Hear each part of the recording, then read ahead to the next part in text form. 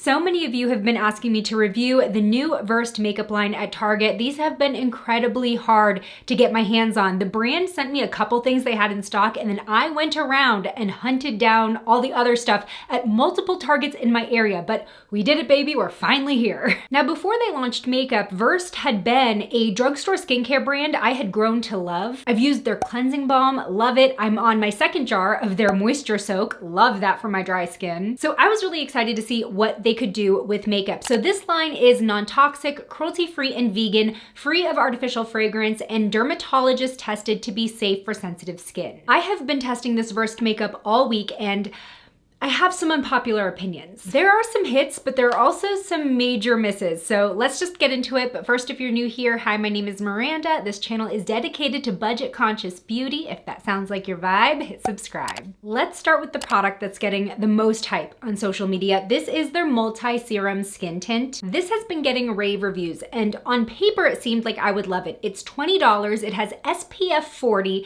It's supposed to be a hydrating formula that won't clog pores and looks and feels like skin. But I ended up so disappointed by how this looked throughout the day on my skin. Here's what happened. The first day I tried this, I will admit I applied way too much. I applied like 1¼ pumps to each side, and this was just not necessary. As you can tell, this formula is very dewy, and with the amount that I put on my face, it just was not setting on my skin. I was using their Face Diffuser Multitasking Brush to blend it, and I love this brush. I'll get more into it a bit later. But I did end up taking a dry sponge to absorb the excess product, and this helped. I thought this looked and felt better, even if I did end up taking off a bit of coverage. Now, I have this tint in 4W. The shade 5N is definitely a better shade match for me. This is absolutely workable if I plan on using bronzer. It's just, I've already gotten a little sun this season. Now, on this first day, as hours passed, this was just sitting on top of my skin in a really weird way. I noticed that it had started to separate, especially around my chin. It just looked really bunchy and crazy. And it also somehow migrated over my lips and looked kind of gross around my mouth in general. But I chalked that up to being my bad. I obviously applied way more than was needed, so I tried again the next day. I applied only 1 pump to my entire face, and it was a bit of a stretch coverage-wise because I still wanted to conceal my acne and dark spots,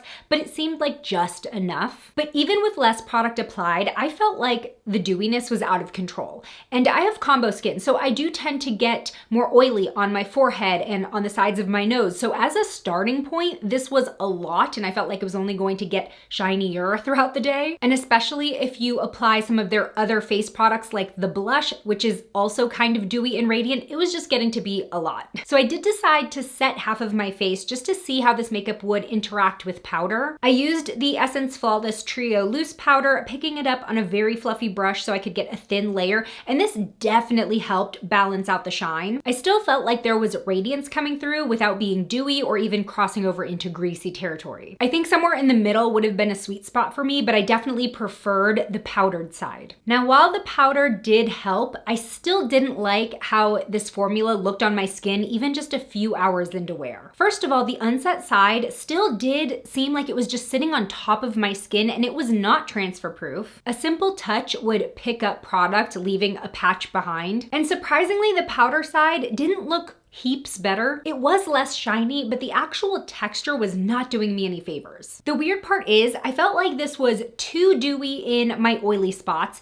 but it also looked dry and crackly around my dry patches. But then it looked really nice in my more normal or balanced areas like my cheeks. So all in all, I feel like it made my combo skin look even more combo. But reading through the reviews of this product, so many of them are glowing. There are only really a handful that mention the same issues that I experienced. So I think your mileage is gonna vary on this product. If you have more balanced skin and you don't have any dry patches, this might work really well for you. In fact, all signs point toward this working well for you based on the reviews and what I saw it do in my balanced areas. But with that said, this product is just not for me. Now, the Versed Skin Solution Serum Concealer, on the other hand, is a completely different story. And thank goodness I'm wearing it today. I think it looks beautiful. I drove to a Target on the complete other side of town to find the 5N shade, which I'm very glad that I did because this is one of the best concealer shade matches for me that I've ever found on the drugstore level. This is $14.99, and I'm not going to call it a dupe, but this could be a budget-friendly alternative if you were interested in the Tower 28 concealer, which I recently tried for the first time and fell in love with. The Versed one has slightly creamier of a texture. The Tower 28 is a bit thinner of a formula, but it is also silicone-free with hyaluronic acid, except this one also has squalene and caffeine to depuff. Now this blends so well into the skin that it is imperceptible if you just go in and spot conceal where you need it, but you can also swipe it all over for a thin, even layer of coverage everywhere. It looks very natural. I would say it has like a natural radiant finish. Despite being silicone-free, this does a great job at blurring my pores on my nostrils and just around my nose in general. Now this is supposed to be self-setting, and I've tested it both with and without powder. I think if you have deeper creases like expression lines, or like I have them under my eyes just because of my eye shape, you will probably benefit from powdering in those areas, but I didn't really see dramatic creasing or settling even when I didn't powder. Now I will say I think the Tower 28 concealer does a little bit better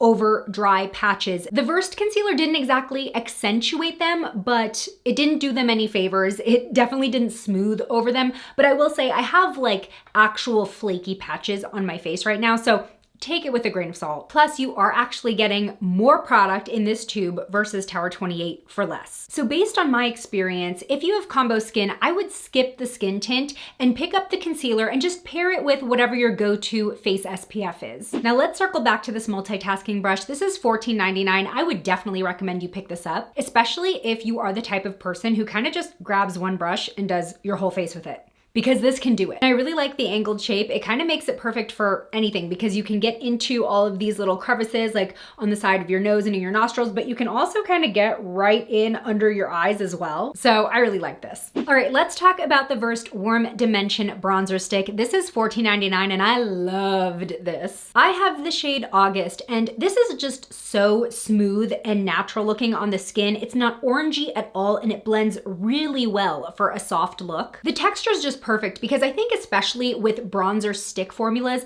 often, especially if it's supposed to be like super pigmented, you swipe it on and then you kind of have a hard time blending it so that it doesn't look like a line. And that is just not the case at all with this formula. It just melts into the skin and the rest of your makeup. Now they describe this as luminous, and I mean, I just don't know if I would use that word, especially once it's blended out. It really just looks like skin that's well hydrated. I feel like when something is labeled luminous, you're expecting a lot of glow, or in some cases even shimmer, and you don't have to worry about that with this. Now, even though our beauty aisles have been so oversaturated with cream blush lately, I really did love their Shade Swipe blush stick. And the first time that I applied this, it actually reminded me a lot of the Rare Beauty Stay Vulnerable cream blush. I know everybody talks about the Rare Beauty liquid blushes, but I actually use this one more because it's just a lot easier. It's buildable. The liquid blushes are great, don't get me wrong, but they're very pigmented, so you know, it's easy to go overboard. This is just like a foolproof cream that looks so soft on the skin, but regardless, I'm getting off track. So the textures are just so similar. They almost feel silky. They blend very easily. They are weightless on the skin, but the Versed one does have more pigment to it and it is dewy. The Rare Beauty one has more of a soft matte finish. Here they are side by side. Obviously, these are not shade dupes.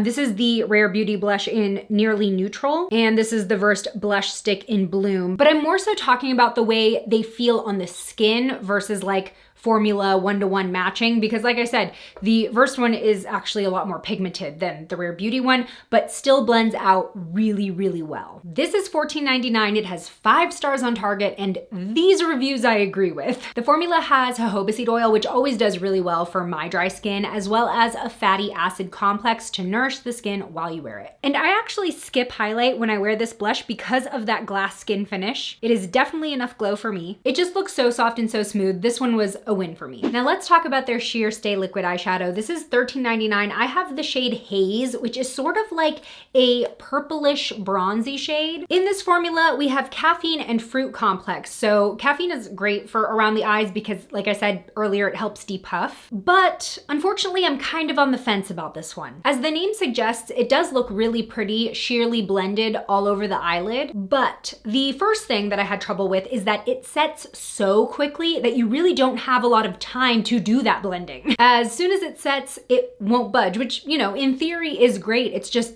happening very fast. I found the best way to work with this is actually the opposite of what I normally do. So I swipe this all over the lid and then blend the top portion first and then work my way down. Otherwise, it just dries too much and gets patchy where I want it to be smooth and diffused. So that was already a little tricky, but the real rub for me with this product was its staying power or lack thereof, especially because the word stay is in the name. Now granted, I do have oily lids, but most liquid eyeshadows I can skip primer because of the way they're formulated to dry down. And that's what I expected with this formula, with how quickly it dried down. But throughout the day, it faded, and I did see a little bit of creasing as well. It wasn't horrible.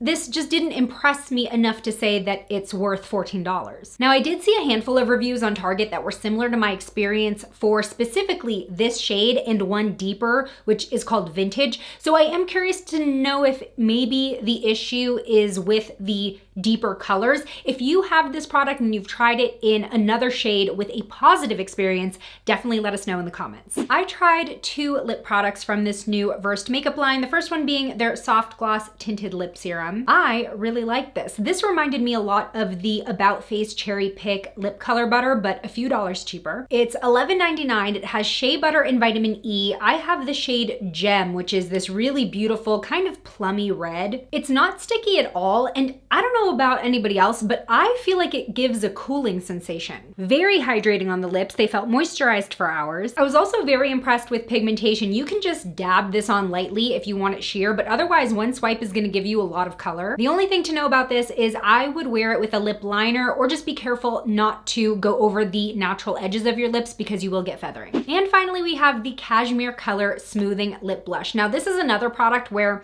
I don't really agree with a lot of the reviews, but not in the way you may think. This is $10.99. It has shea butter and camellia oil for softness and hydration. Now, this has pretty mixed reviews online, and what I kept seeing mentioned was people bringing up that they thought that it was drying. Now, if you watch me regularly, you know that I have dry lips all the time.